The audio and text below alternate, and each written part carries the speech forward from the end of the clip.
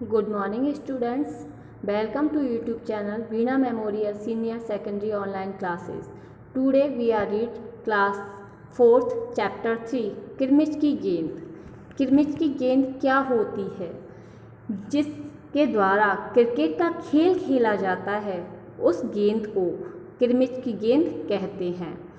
आज हम इस चैप्टर में देखेंगे कि एक बच्चा है दिनेश, उसकी ईमानदारी और सच्चाई के बारे में बताया गया है कि जो बच्चा दिनेश है वह कितना ईमानदार और दिल का साफ है। गर्मियों की छुट्टी थी। दोपहर के समय दिनेश घर में बैठा कोई कहानी पढ़ रहा था। तभी पेड़ के पत्तों को हिलाती हुई कोई वस्तु धम से घर के नीचे वाले बगीचे में गिरी। दिनेश अचानक से पहचान गया कि वह वस्तु क्या हो सकती है। वह एकदम से उठकर बरामदे की चिक सरकाकर बगीचे की ओर भागा। गर्मियों की छुट्टियां चल रही थी। दिनेश घर में बैठा था, कोई कहानी पढ़ रहा था। तभी अचानक से उसने किसी चीज़ के गिरने की आवाज़ सुनी और वह उस आवाज़ से पहचान गया कि यह किस चीज़ के गिरने की आवाज़ है। अरे अरे बेटा, कहाँ जा रहे हो? बाहर लू चल रही है। दिनेश की माँ मशीन चलाते चलाते एकदम ज़ोर से बोली। अब दिनेश की माँ थी, वह अचानक दिनेश को जाते हुए देख करके मशीन चला रही थी, वो कपड़े सिलने वाली, तो देख करके बोली कि बेटा बाहर लू चल रही है, तुम कहाँ जा रहे हो? लेकिन दिनेश ने माँ की एक नहीं सुनी और वह नहीं रुका, बाहर निकल गया। उसने पैरों में चप्पल भी नहीं पहनी थी। जून का महीना था, धरती तवे की तरह तप रही थी। दिनेश को पैरों के जलने की भी चिंता नहीं थी। वह जहाँ से आवाज़ आई थी उसी ओर भाग चला। सामने की क्यारियों में भिंडी के ऊंचे ऊंचे पौधे थे और एक ओर सीता फल की घनी वेल फैली हुई थी। क्यारियों के चारों ओर हरे हरे केले के वृक्ष लहरा रहे थे। अब उसने देखा कि भाई जो आवाज़ मुझे घर के पीछे से जो बगीचा है वहाँ से आई है, तो वह दौड़कर वहाँ गया। वहाँ पर भिंडियों के ऊंचे ऊंचे पौधे थे, सीताफल की बेल लगी हुई थी और उनके चारों ओर केले के वृक्ष लग रहे थे। दिनेश ने जल्दी जल्दी भिंडियों के पौधों को उलटना पुलटना आरंभ कर दिया, यानी कि शुरू कर दिया। वह जब वहाँ उसे कुछ नहीं मिला तो उसने सारे सीताफल की बेल को छान मारा। बराबर में ही घूस ने गड्ढे बना रखे थे। ढूंढते ढूंढते जब उसकी निगाह उधर गई तो उसने देखा कि गड्ढे के ऊपर ही एक बिल्कुल नई चमचमाती किरमिच की गेंद पड़ी है। अब उसने पेड़ पौधों में और सीताफल की बेल को सभी तरफ देख लिया, लेकिन उसे कुछ दिखाई नहीं दिया। अब पास ही में घूस की एक बिल बना हुआ था। घूस होता है एक चूहा, एक तरह का चूहा। उसके बिल के पास में एक गेंद पड़ी हुई है जो कि बिल्कुल नई है और उसको मिल गई। दिनेश ने हाथ बढ़ाकर गेंद उठा ली। लगता था जैसे किसी ने उसे आज ही बाजार से खरीदा है। उसने उसे उलट पुलट करके देखा परंतु कुछ समझ नहीं आया। अब दिनेश ने देखा कि भाई ये बिल्कुल नई गेंद है, लग रहा है कि किसी बच्चे ने आज ही इसको खरीदा है।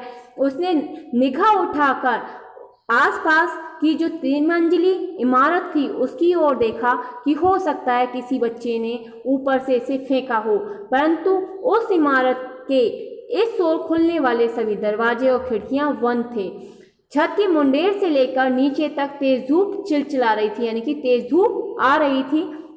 फिर कौन खरीद सकता है नई गेंद? दिनेश ने सुधीर, अनिल, अरविंद, आनंद, दीपक सभी के नाम मन में दोहराए। अब दिनेश ने सोचा हो सकता है दिनेश के भाई सुधीर ने खरीदी है, अनिल ने खरीदी है, अरविंद ने खरीदी है, या फिर आनंद या दीपक, किसने इसको खरीदा है? वह मन में उनके नाम दोहराने लगा। यदि गेंद खरीदी भी है तो इस दोपहरी में इसे नीचे कौन फेंकेगा? हो न हो यह गेंद बाहर से ही आई है। उसने सड़क पर बने गोल चक्कर के बगीचे की ओर देखा, परंतु वहां पर केवल 2-4 गायें ही खड़ी हुई दिखी जो पेड़ के नीचे सुस्ता रही थी। उसे ध्यान आया कि जाने कितनी बार अपने मोहल्ले के बच्चों की गेंदें क्रिकेट खेलते समय दूर चली गई हैं और फिर कभी नहीं मिली। एक बार तो एक गेंद एक चलते हुए ट्रक में जा पड़ी। तभी भीतर से माँ की आवाज़ आई, अरे दिनेश, तू सुनेगा नहीं? सब अपने घरों में सो रहे हैं और तू धूप में घूम रहा है। अब अचानक से उसको अपनी माँ की डांटने की आवाज़ सुनाई दी कि सभी बच्चे और सभी लोग अपने घरों में सो रहे हैं और तुम इतनी तेज धूप में बाहर घूम रहे हो। दिनेश गेंद को हाथ में लिए हुए भीतर आ गया।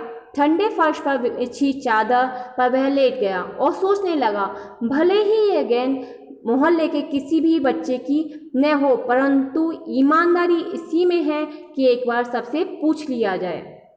गर्मी की छुट्टियां थी। बच्चों ने खेलने की सुविधा को ध्यान में रखते हुए एक क्लब बनाया हुआ था। उस क्लब में सभी बच्चे अपने लिए बल्ले रखते थे और गेंद खरीद कर रखते थे। वे आपस में क्लब का चंदा दे करके पैसे इकट्ठे कर लेते थे और उन्हीं के द्वारा अपने खेलने की सामग्री लाते थे।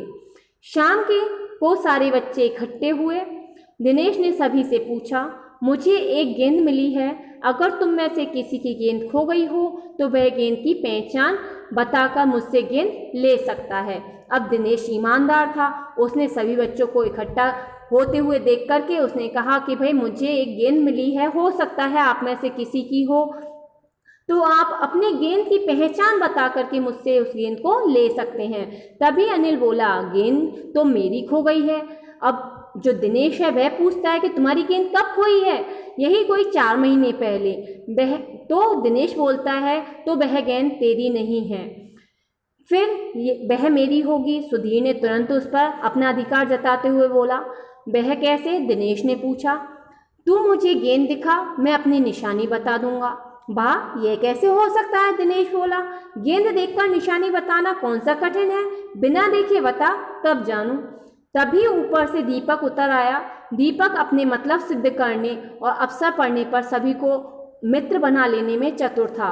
गेंद की बात सुनकर दीपक बोला, गेंद मेरी है। अब दिनेश बोलता है, कैसे तेरी है? सभी ने एक साथ पूछा, कल ही तो तू कहता था कि इस बार तेरे पापा मुझे गेंद लेने के लिए कोई पैसे नहीं दे रहे हैं। मेरी गेंद तो 5 महीने पहले खोई थी, दीपक ने कहा, जब बड़े भैया की शादी हुई थी न, तभी सुनील ने मेरी गेंद छत पर से नीचे फेंक दी थी। गेंद 5 महीने पहले खोई थी और यह कभी हो सकता है कि गेंद 5-6 महीने पहले पड़ी हो और उस पर मिट्टी की एक दाग न लगा हो। दीपक बोला, मैं नहीं जानता, गेंद मेरी है, वह मेरी है और सिर्फ मेरी है। अब दीपक जिद करने लगा कि मैं कुछ नहीं जानता, मेरी गेंद पहले खोई है और यह गेंद जो तुम्हें मिली है यह मेरी है और बस मेरी है। अरे जा बड़ा आया गेंद वाला, क्या सबूत है कि यही गेंद नीचे फेंकी थी? अनिल ने पूछा। दीपक ने कहा, हाँ सबूत है, मुझे गेंद दिखा दो, मैं फौरन बता दूंगा। दिनेश ने देखा कि झगड़ा बढ़ रहा है। गेंद हथियाने के लिए दीपक सुधीर और सुनील का सहारा ले रहा है। अब दिनेश समझ गया कि भाई जो दीपक है वह गेंद को अपना बताने के लिए दीपक और सुधीर को अपने साइड मिला रहा है। वह जानता था कि यदि गेंद दीपक के पास गई तो ये तीनों मिलकर खेलेंगे। अच्छा, मैं गेंद ला रहा हूँ, परंतु जब तक पक्का सबूत नहीं मिलेगा मैं किसी को गेंद नहीं दूंगा, दिनेश ने कहा। अब दिनेश कहता है कि ठीक है। अब दिनेश ने सोचा कि भाई झगड़ा बढ़ रहा है, इसको ख़त्म करने के लिए वह बोला कि ठीक है, मैं गेंद लेकर आ रहा हूँ, लेकिन जब तक ये डिसाइड या निश्चय नहीं हो जाता कि बॉल किसकी है तब तक मैं ये गेंद किसी को नहीं दूंगा। गेंद आ गई। दीपक उसे देखते ही बोला, यह मेरी है, यही है मेरी गेंद, यह लाल रंग का निशान मेरी ही गेंद पर था। वाह! अब सभी बच्चे बोले, वाह, सभी गेंदों पर ऐसे ही निशान होते हैं। अनिल ने दिनेश का साथ देते हुए कहा। दीपक ने फिर जोर लगाया। वह बोला, मैं अपने पापा से कहलवा सकता हूँ कि गेंद मेरी है। अरे जा, ऐसे तो मैं भी अपने बड़े भाई से कहलवा सकता हूँ कि दिनेश जो गेंद है वह दिनेश की है, अनिल ने कहा। कुछ भी हो, गेंद मेरी है। दीपक ने उसे धरती पर मारते हुए कहा कि धरती पर जब टप्पा पड़ता था तो मेरी गेंद से ऐसी ही आवाज़ आती थी। मेरे साथ बाजार चल, दुकान पर जितनी गेंदें हैं सभी के टप्पे की आवाज़ ऐसी ही होगी, अनिल ने फिर उसकी बात को काटते हुए कहा। अच्छी बात है, तो मैं इसे सड़क पर फेंक देता हूँ, देखूँ कोई कैसे खेलेगा। दीपक ने जैसे ही गेंद को सड़क पर फेंकने के लिए हाथ बढ़ाया कि अनिल और दिनेश ने उसे पकड़ लिया।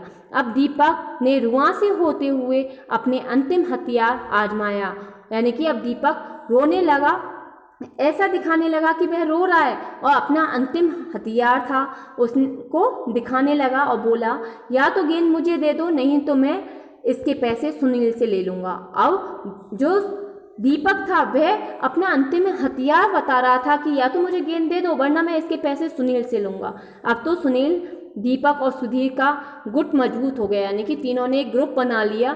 तीनों का ही कहना था कि गेंद दीपक की है, उसे ही मिलनी चाहिए।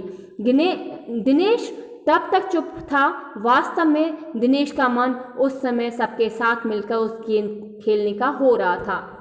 अब दिनेश समझ गया कि अगर मैं बॉल नहीं दूंगा तब भी दिनेश जो है, वो दीपक जो है मुझसे गेंद को ले लेगा।